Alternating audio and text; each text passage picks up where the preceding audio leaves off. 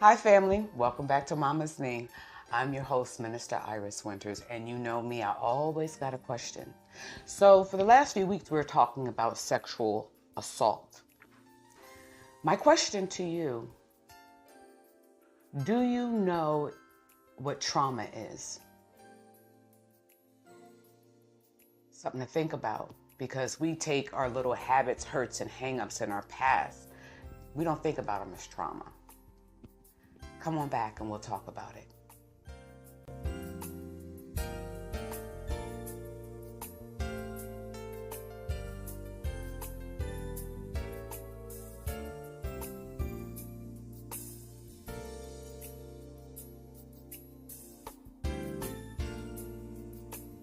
Hi, family. Welcome back. Thank you. So we have been talking about sexual assault, and I've come to learn that it's a traumatic experience. And I was talking to my daughter-in-law, who is a therapist, about that. So today I want to welcome and honored and joyfully and godly proud of my daughter-in-law, Mrs. Sasha Winters. Sasha Winters is a therapist, and we're going to let her do a lot of explaining about trauma, about seeking counsel, and going from there. So Sasha, first of all, tell us who you are.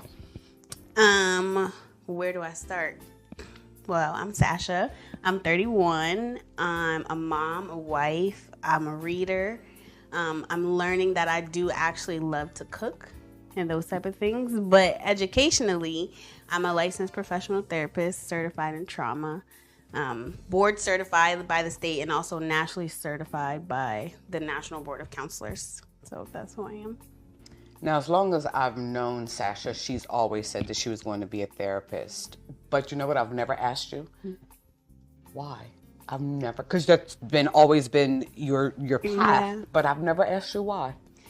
So when I was little, I wanted to be a veterinarian. And then I realized quickly that I don't do blood. I don't do bodily fluids, any of that. So I said, okay, I'll be a doctor of the mind. Because, I could still help people. That was my main track, like wanting to help people. And then I started to learn how the brain works and why we do the things that we do. And then it just snowballed from there. But you stayed that path ever since I've known you. Mm-hmm. So what is the educational path that one would take to get where you are? It's surprising. Like, a lot of people don't realize, like, you actually go to school technically for 12 years. You do your undergrad, which is 4, sometimes 5 years, depending if you have a minor or a specialty. Then you go to grad school. Grad school is technically about, I'll say 3.5 years. It's 2 years of schoolwork and then a year of internship. And then you have to get, at least in the state of PA, you have to get 3,000 clinical hours. And in the state of PA, you can't get more than, I think they just changed it. Before was you couldn't get more than 1,500 hours a year. Now you can't get more than 17. So technically you take about 2 to 3 years to get your hours. And then you have to apply for your license and take your test. Now you could take your test before or after your hours, depending on where you went to school. But that process alone is a year itself, because by the time you sign up for your test and you get your education and everything gets approved, it could be 6 months until they sit you for your test. Wow. Then after they sit you for your test, you get to apply for your license through the state, and it takes 8 to 10 weeks before the state even looks at your application. Then after they look at your application, they might send it back for discrepancies. And each review for discrepancy can be anywhere from 4 to 6 weeks. So I submitted my license in June of 2023, and I wasn't awarded my license until January of 2024. Wow. So that took 7 months. You mentioned school. Where did you attend?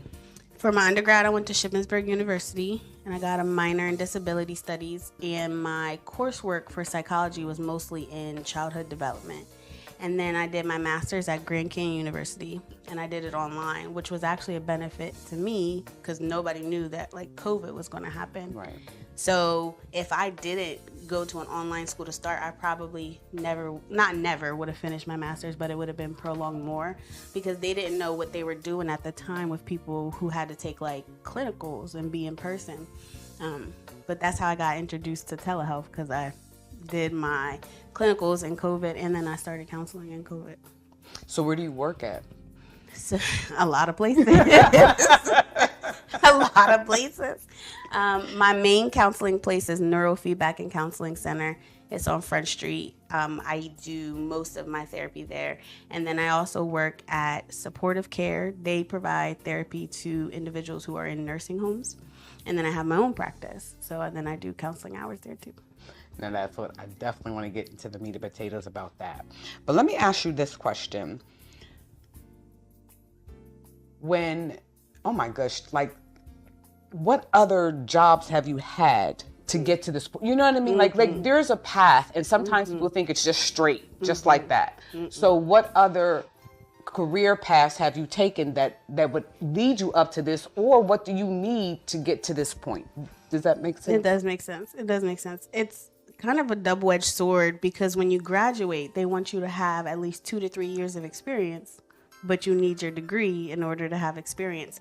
So God was definitely looking out for me favor, and I got all of my experience while I was in my undergrad. So when I graduated with my undergrad, I had 6 years of human services experience with my bachelor's degree. So that opened a lot of doors. I was able to walk into management jobs. I was able to go from not just direct care, but be like caseworkers at the age of 22, and then build that experience from there. So I started out in customer service at FIA. I think that's where we all started out. And it was easy because I could talk to people, and they usually would be irate customers calling in about their student loans. So I got a lot of my mediation skills from that. And then after that, I'm trying to remember. I worked in a nursing home. I did personal care in a nursing home. And then after a nursing home, I got my first job working with individuals with autism. I worked at New Story. And so that's a school for students who have emotional support needs and maybe have other developmental disabilities that don't allow them to be in a traditional classroom, whether it be because of like IQ needs or whether it be because of behavioral needs. So I worked there as a behavioral support specialist. Then I worked as a TSS and a respite and all of those type of things for youth advocate programs. So I did a lot of like direct care for a long time, for at least 4 to 6 years.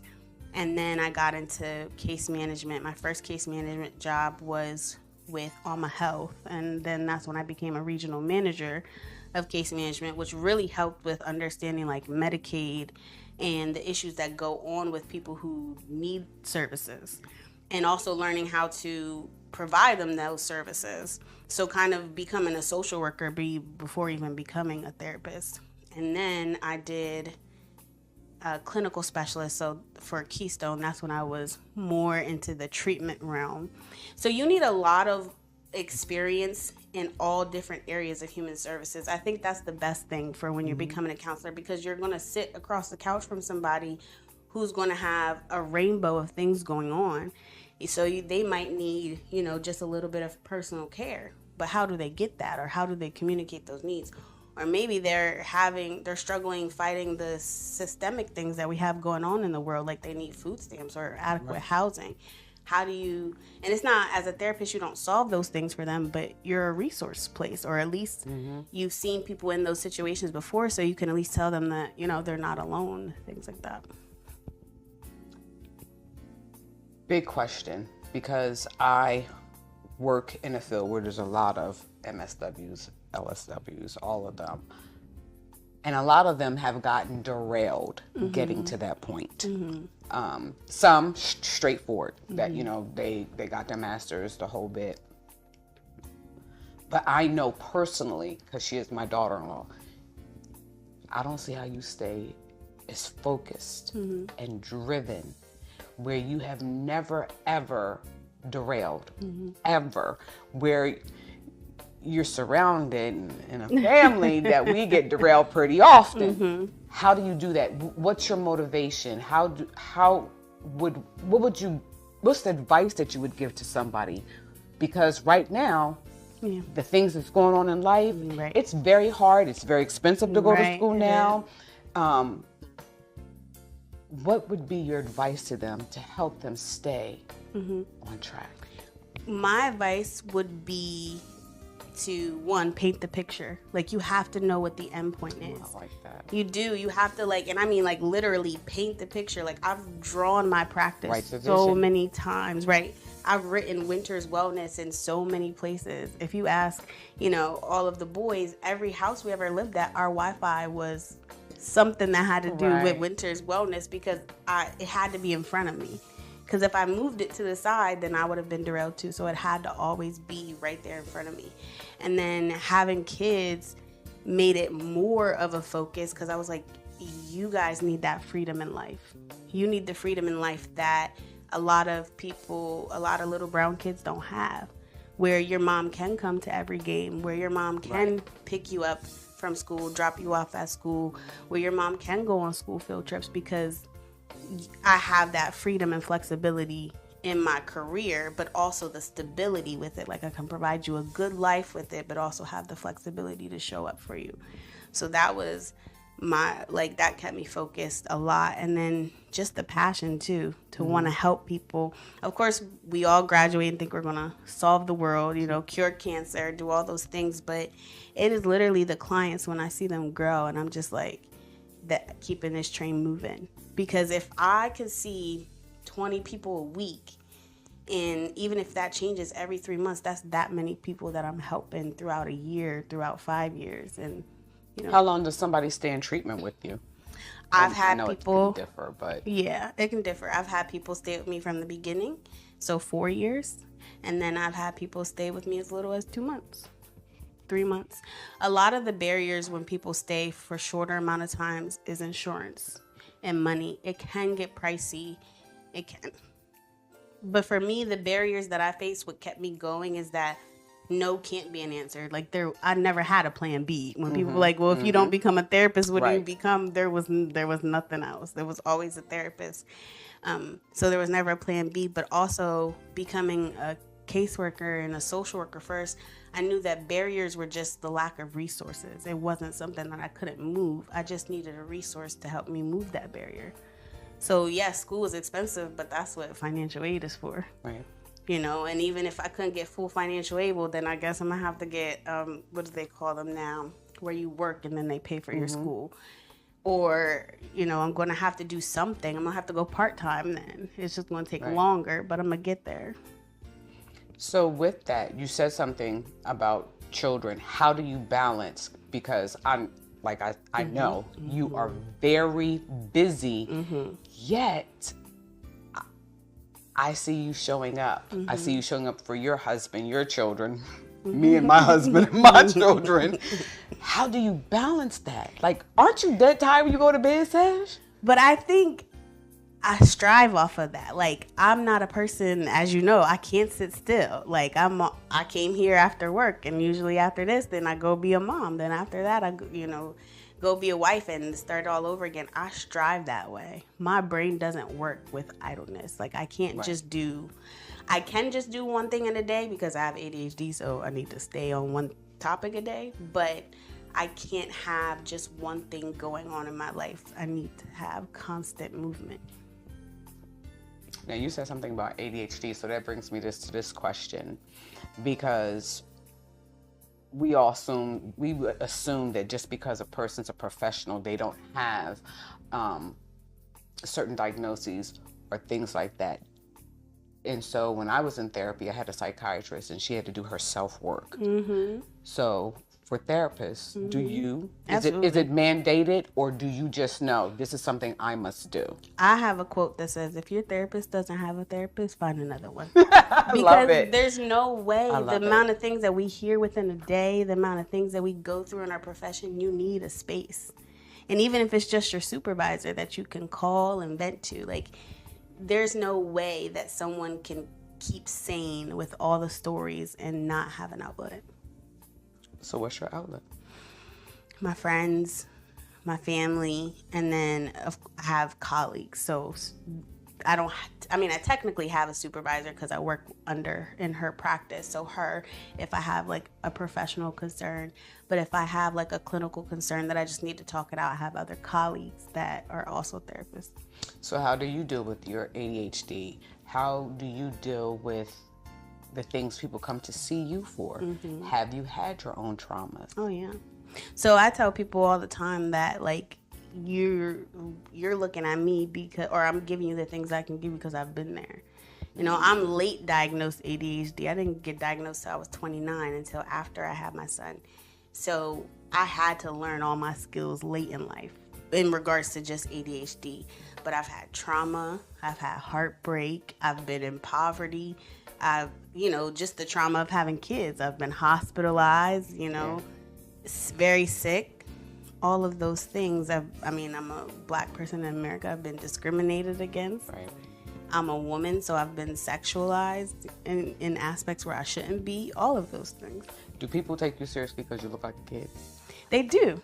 They do. Good. I only had one time that I had somebody look at me and say I was too young to be their therapist. And in my head, I was just like, if you only knew. That sounds like something I would say back in the day before I knew better. If you only knew. But then I also get older clients who are very shocked. And I tell them, it's not just my professional experience, it's my life experience. And my husband would agree. Sometimes it's like we live the life of people twice our age. I do agree with that. So, what is your favorite age group, if I could ask, to work with? Probably the ones right around my age, because I feel like I can relate the most. So people who are older than me, I can still relate, but right around my age, like we grew up at the same time, we had the same things going on in our life when we were at the certain ages. I don't mind doing younger kids, but if you're in your 30s, you know some of the things they say, I'm like, I don't know what you're talking about. I don't say that to me in regular words. I don't know what you mean. But at the same time, I like it because it keeps me on my toes for my kids. Like, Right. I've been there, done that, seen that, because I've had teenage clients. So. What are your specialties? Trauma. Trauma is a big one. And I feel like trauma is all encompassing. It encompasses sexuality. It encompasses like personality disorders. It encompasses mood disorders. It encompasses marriage, couple Right. concerns. It encompasses parenting. It's like, I don't know how I could have been a therapist without being trauma certified, because if you're coming to me to sit on my couch, that's meaning you've been through some things. And I say that lightly because some people do just come for direction, for guidance. Like, maybe they're 30 and they don't know what they want to be in life yet. So not everybody comes with trauma, but it's What is trauma? Trauma is an adverse or a troubling experience that you've encountered that has changed you. And I know that's so vague, but that's what it is. And that the definition of trauma is vague for a reason, because other people will say, well, that's not traumatic. Right. And it's Exactly. just because it's not traumatic to you doesn't mean it's not traumatic to me. I had a coworker when I used to work at the hospital one time say, my fish died, but Sasha would classify that as a level 1 trauma. But Right. So to them, right. But what if your fish was very special to you? What if your grandma gave you that fish before she died, and then that Right. fish was with you for 5 years, and then the fish died? That's a pretty big trauma, because now you feel like you lost a piece of your grandmother. So that's why trauma is very subjective as to what you experience. The people that I come in contact with on a daily basis, professionally or personally or socially, I find that they don't know what trauma is.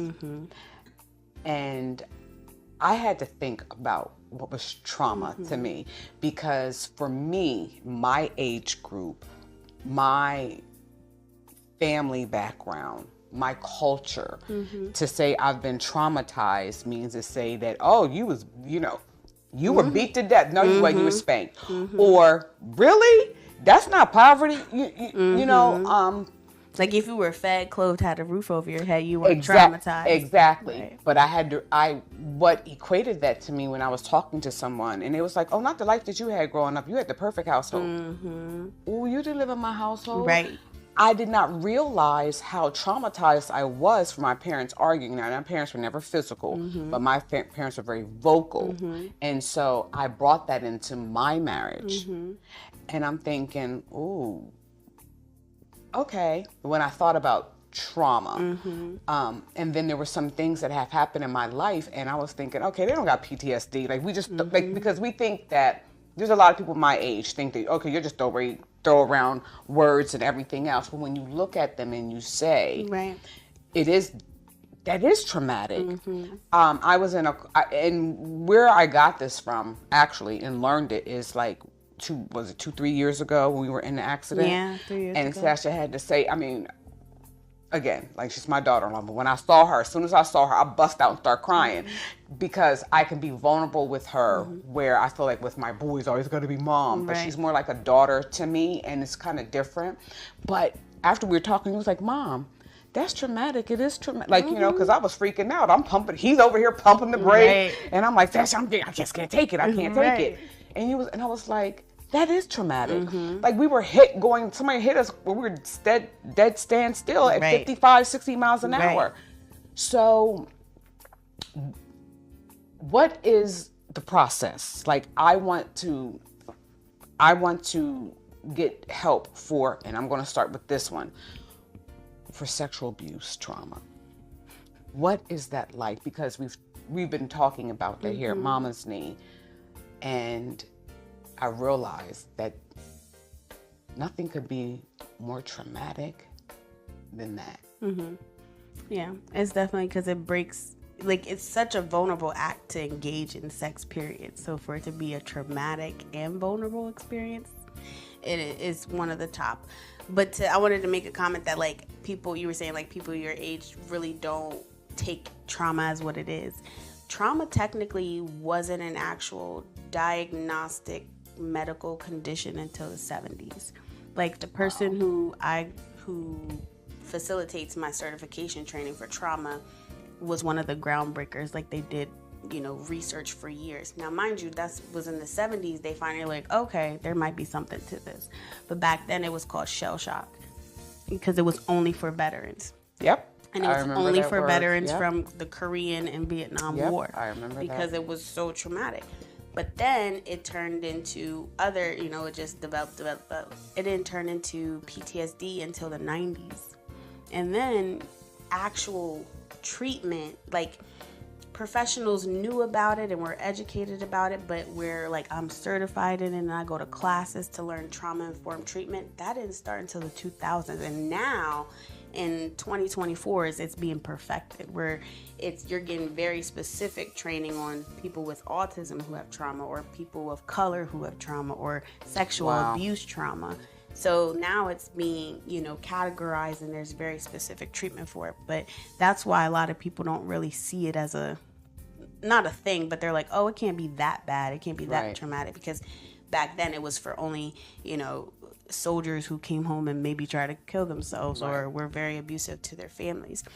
But to get treatment, it's not really a process. You just say, I need help. That part. And that's probably the hardest part, is realizing that you need help. But if you have someone you trust and you just say, I need help, I'm sure they're going to say something to somebody that you need help. But any medical professional has a responsibility that if you tell them you need help, they have to find you something, even if it's just a call to your primary care physician to say, hey, they told me this. Could you send them a referral somewhere? And nowadays, your PCPs usually ask you that question. Mine do, and they know me, they know all my family, but they still ask me that question. Why? And I have to agree with you. You said something earlier when you said the barrier sometimes is insurance. And I have to tell you, when the time that I needed mental health treatment, if I would have had regular insurance, I wouldn't have done it. Right. I was coming off of a bad emotional and mental breakdown at that time, and I had Medicaid. Right. And I started my treatment with Medicaid. Then I got a job. Then my insurance, you know, I don't have $20. Right. Now this was then. Now my my is 50 for special specialties. So, and sometimes that's not, behavioral health's not covered under specialty. And that's the thing. And I just kind of like found that out. Right. So it's like, what happens when there's that fine place where I'm in treatment, I'm getting help, and I'm coming to but I can't afford my copays, or, you know, or my deductible. You go through all of those things. Is there help? There is. For the person in between? There is. So I'm learning more now that there is more Medicaid services for mental health than we think. Yes, I agree. It's just that, finding the right Yep. person to get you connected to the right service. But if you have mental health that is so severe to the point where you have to be hospitalized and things like that, the social workers, when you're in those situations, try to find you the best options for coverage. And a lot of times that's when Medicaid may kick in. On a more privatized level, when people come to me and their deductibles are too high or their copay's too high, I try to work with them, meaning schedule-wise. So if their deductible isn't met, but our sessions are $140, we'll say, and they can only afford $140 every month, then I schedule you every month until your deductible's met. But then we talk about what other resources are out there, like free support groups and things like that. But unfortunately, it's the number one reason why people stop. Yeah. It's because it can be expensive. Very expensive. Definitely had to be over 20 years ago because I didn't have Jaden at the time. But I have a paper and I have the receipt because I kind of weird like that, but it reminded me of what I was going through at the time. And from my psychiatrist, it was $75 every time I went there. That's cheap. Back in the day, for a psychiatrist, that's cheap. Yeah, it was back in the day, and I'm thinking, but even 20 years ago, because a psychiatrist now is anywhere from, we'll say, $150 to $400 every time you see them, depending on what you're seeing them for. Therapy is anywhere from, we'll say, high end $200 to a low end. Maybe somebody does some, fee, like lower fee for service work, $50. It depends on the practice and the location and all those things. But I've seen my own personal therapy bills, and they're high. Yeah, and that was after they only pay, insurance companies only pay for a certain amount. That was the leftover. Right, but I needed that therapist. And at that time, thank God that my husband was working and made very good money, but that was expensive. But can I tell you, and I never wanted her to kick me out the practice, so I paid her. And it was the best thing ever. I would say if you ever can't afford it, don't be afraid to tell your therapist that you can't. Right. Because, again, we're a medical professional. We have an obligation to make sure you get the right amount of care. Even if it's not with us, we're going to make sure you go somewhere, maybe another practice. Between life and death. It really can be. It really can be. That's why there's laws like we can't abandon our clients for that specific reason, that it can be life or death. Explain that. So, especially being a trauma therapist, I've had a lot of clients that are suicidal, whether they've actively attempted within the last 6 months or it's historic or they just have ideations. But if they don't see me one time or they can't come back to me for 3 to 6 months, they could choose to end their life. Yep. Their stressors could be so overwhelming and they're not secure in the skills that they could end their life. And that's why with every client, we always tell them that if you ever feel like you're going to harm yourself or someone else, call 911 or even just go to the local emergency room, because every emergency room is going to have crisis available. What do you see the most as far as trauma? Is it childhood trauma? Adult? Because when I see people and I talk to them, a lot of it is childhood. A lot of it is childhood trauma that's been masked. Yes. Been masked as like it's culture, or it was just like not even culture as like people of color, but maybe you live in a rural area. And so, that's culturized, or you lived in an urban area and, seeing crack needles on the ground is culturized, like those type of things. It would definitely be childhood trauma that isn't uncovered until adulthood.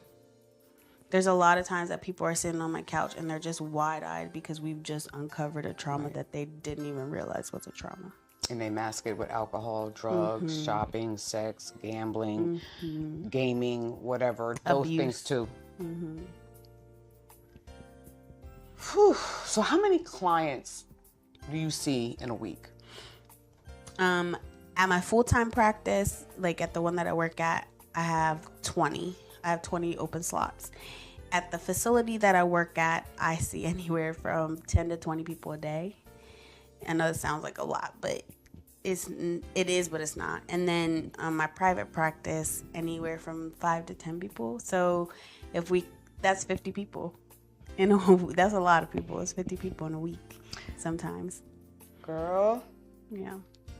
Talk about your private practice. Talk about Winters Wellness Center. I'm so godly proud of you. I mean, I don't know where to start because there's so much to say about it. There's so much, right?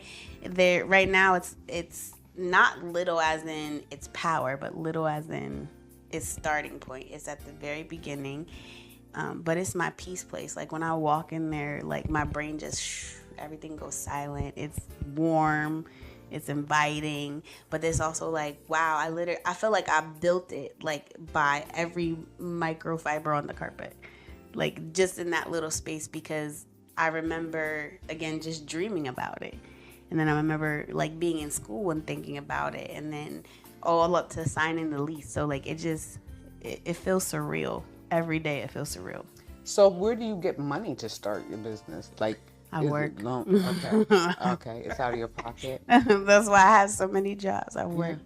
Where are you located? What's your number? How do we reach you? It's 2001 North Front Street. We are right next to the Governor's Plaza. We're in Building 1. My email address is winterswellnesscenter@gmail.com. And our phone number is 717-559-2468. So you can call me. You can email me. I wouldn't show up because I can't guarantee I'm there, so I don't want to say I'm going to be there. So what are your hours there? It's whenever somebody needs me right now. Wow. Mm-hmm. So I try to fit them in to when I'm available. I also heard you give trainings now and speeches and things like that. How does that come about for you? I think it's natural because as, again, a medical professional, one of our obligations is to teach. Like psychoeducation is an actual form of therapy to provide education about different psychological concepts. So I would say I see it as an obligation that if somebody needs me to speak on sexual trauma or childhood abuse or something like that, it's my professional obligation to do so. So what if I come to you and I need medication? I can refer you. I'm actually currently working to partner with another Black psychiatrist that's located in Harrisburg. It's a Black psychiatry practice, and it's heavily needed because a lot of people come to me, they need psychiatry, but everybody's full. No, psychiatry is a practice that it is very hard to get into. Therapy is hard. I'll say therapy is probably like mid-level hard, but psychiatry is really hard to get into as a patient, like seeking a psychiatrist. Because I have, where I work at, there's it's taking you what? It's 6 months to get in? Yes. And I'm thinking, so what happens in between that time? Because one of my patients / clients, they really needed that help. And I'm afraid that, they will try to commit suicide. They did not have a plan, but that's a long time. So in those cases, and I don't mean this to say this to bog down the ER, but go to the ER. Right. Because again, crisis has to see you. They have to have you referred to services. That's also why in COVID, I kind of felt the type of way when they said we wasn't first responders. Right. Yes, I agree. Which, the first responders that are on scene, they definitely deserve all the credit. But when that client is waiting that 6 to 7 months, it's me. It's me that's seeing them 2 to 3 times a week to just make sure that they don't kill themselves. Right. It's me that's constantly filling out safety plans and safety assessments with them and making sure their family members are aware of their possible plans and making sure they have their knives locked up and they don't have access to pills. Wow. And that's me, on the other end.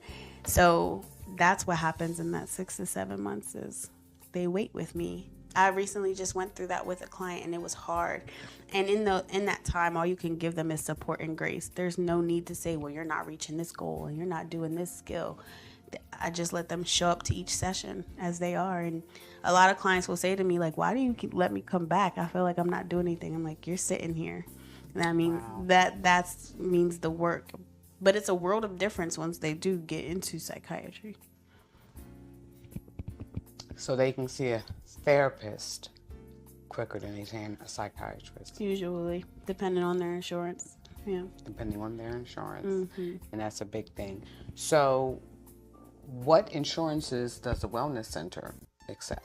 We currently accept Capital Blue Cross and Highmark. We are pending for Medicaid, Cigna, and Optum. Hopefully we will know about Medicaid within any moment. I'll say Cigna and Optum probably before the end of May. So if anybody has Cigna, Optum, you can come as an out-of-network client, and then I can bill you, and then you can bill your insurance. But for Capital Blue Cross and Highmark, I can bill them straightly, like bill the insurance directly. That's nice. That's good to know. Because I would think, oh no, I can't go there. You know, where do you see the Wellness Center in 5 years? In 5 years, I see us at our second building with at least, I'll say, 2 practitioners under me and working on what I'll call is our second wing. So the Wellness Center is actually sevenfold because of what the number 7 means in the Bible, and it's also my life number. It's the number God's given me for all the things that have happened in my life. But it's not only mental, it's physical, it's financial, it's community, it's spiritual. So there will be a space for everyone at the Wellness Center. If you need to come in because you need your taxes done, there will be a space to get your taxes done. If you need to come in because you need prayer, there will be ministry there. You know, Amen. There will be everything there. If you want to come in because you want to learn how to become a physical therapist, there will be that. There will be educational centers there. I plan to have a community library. Like, it's all a wellness center. A wellness center. The Wellness Center. So the umbrella is the Wellness Center, and then the therapy part is Winter's Wellness. How can we support you? If we wanted to help you out, wanted to do something, what do you need? Word of mouth. Say, this is the place that I know that you could get help. That's basically it. Word of mouth. Last question. So you talked about God and the conversation. How much of your life choice to be a therapist is Sasha's, what she feels is her driven, as opposed to your calling? It's all my calling. Yeah. It's 100%. Yeah. And I don't know what time in life I specifically realized it, but every day I'm reminded, whether it be, you know, getting an office. Like, I saw this office online, and my husband said, well, message him. And I messaged this guy, and he got back to me within minutes. And I'm seeing the office within a week, and then before I even leave, he emails me and say, I'm going to send you a letter of interest so you can sign the contract. And so things like that, the seamlessness of doing my career. Like, yes, I did reach barriers, but I really do think those barriers were the devil, because he was trying to sidetrack me. He was trying to throw me off, because whenever I did show up for my career, God was just like, okay, there you go. And I've seen that. So that's why I've asked you that. Like, it's favor. But God, it's been favor. So, and I'm honored to know you and to share a life, a family, because like, we sit here and we're talking, we do this every day, all day. We share, we head our household and our family of men and now girls. But what happens when you need to be a therapist to us? I know. I know. But that's funny. I'll always show up for you guys because you've always shown up for me. So it's nothing to listen to JC talk for 5 hours, or, you know, be there to settle Jaden's anxious mind, you know, all of those things. Yeah. And I have to say, and you know I say it always, thank you. Yeah. Because I have had my moments, and sometimes when I'm quiet and say, oh no, I'm fine. Sasha texts me and she'll go, Mom, I'm just checking on you. One time I was going through a real bad thing. She's trying to get me out the house. She's trying to get me to go work out, you know, and I thank you for that. but she's always checking in on us. And sometimes it just be the two of us, and we'll have, because I think I'm a therapist. I'm not a therapist, but I play one.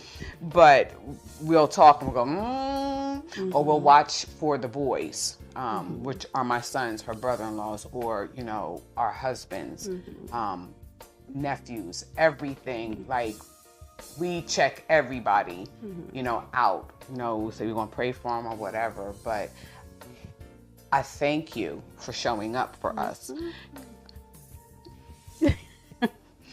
Because I have to be honest, being in our family, it's a lot. And this is Sasha all day long. And I want to I got to say, thank you, Selena, because you have her spirit. Yeah. Because I don't see how you can do what you can do without that. And I was thinking about that today when when I'm preparing my mind and praying for today.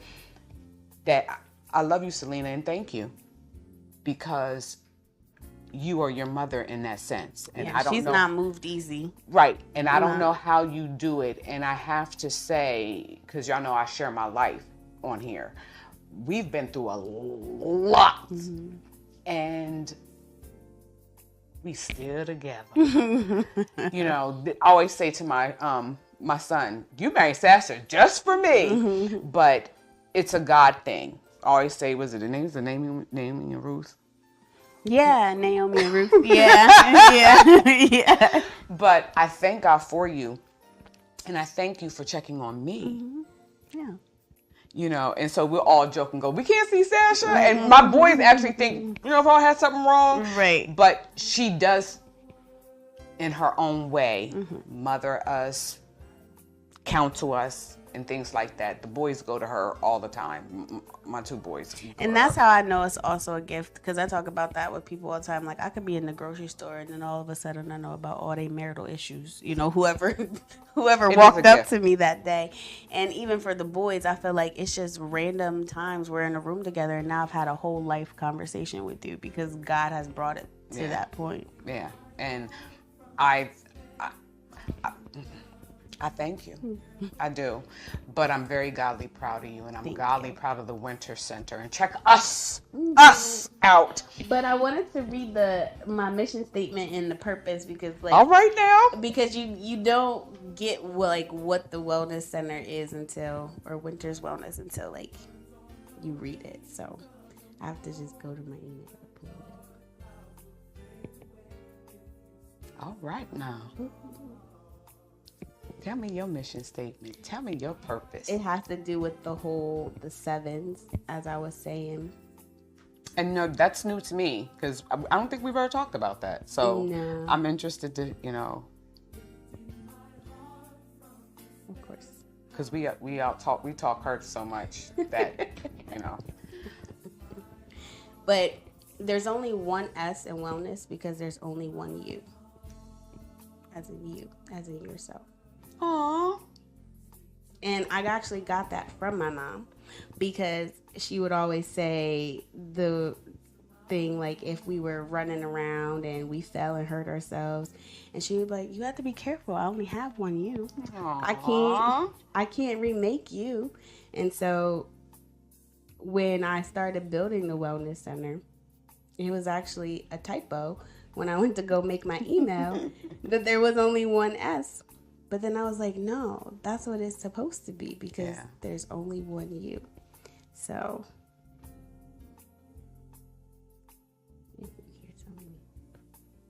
because you're looking for it, you can't find it. I know, because I'm looking for it. I done sent it to 90 people. And now you can't find it. No, that's okay. But that's the biggest part, is there's only one S in wellness, because there's only one you. I like the 7 concepts. I like that. And I look forward to seeing what God will do. I hope that He blows your mind. He will. He has already blown my mind. From the office. What? Yeah, but not even that. So the reason why the 7 areas came up is because God is the lily of the valley, and in a lily there is 7 petals, or usually there's 7 petals, and so 7 is the number of completion. and there's 7 areas in life when in psychology.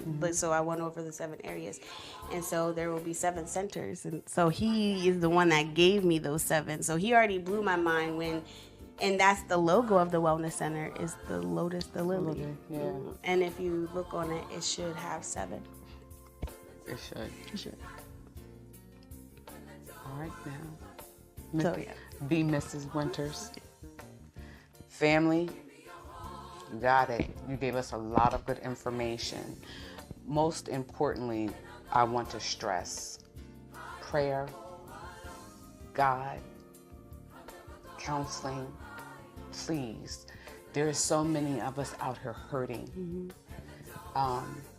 And I want you to stay tuned in the months to come, because here at Mama's Knee, where we're full gospel, Evangelistic Ministries of Harrisburg, God's going to do something for his people, and we're going to be spearheading some things. We're going to be inviting Sasha back, along with myself, Minister Byron Linder, the pastor, Nancy Linder. I just want to put that out there. And if you know me, you can always reach out to me. I'm always going to listen. And if I don't know, because I don't, this is what God has given me to do. But by profession, no. By spirit, yes. I love you. I thank you for spending time with us here. And I thank you, Sasha. Thank you. Winters. Yeah, thank you for having me. Yes. I love you, family. I'll see you next week. Until then, be blessed. Get help if you need it. And I'll keep you in my prayers. I love you. Bye-bye.